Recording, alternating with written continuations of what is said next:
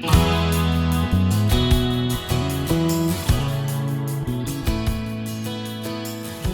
everyone, this is Debbie from Project 39. I want to show you what I did for cards this month. I used Call Me Crafty Al's Sheetload of cards.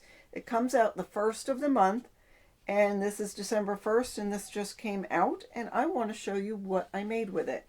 Now, you'll see the link in the description box on how you can download and print out a copy of the December 2020 Sheetload. So go check out Alicia's Sheetload of cards.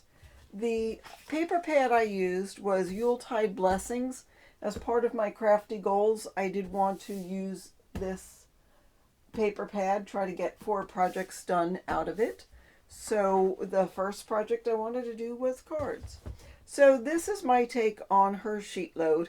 Now this is where you could put the sentiment or a graphic if you wanted to. I did a couple of things different. I wanted this to stand out a little more, so I did back it with white cardstock.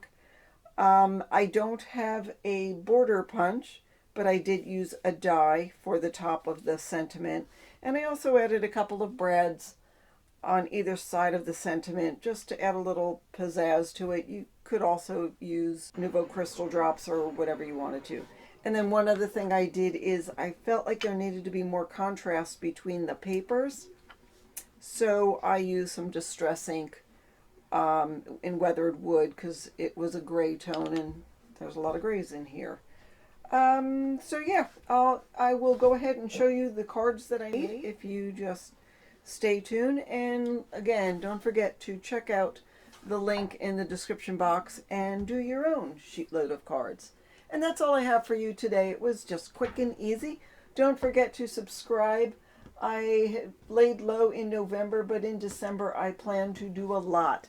So if you hit the bell for notifications, you'll be the first to know when new projects come out. Thanks again for watching. Have a great day.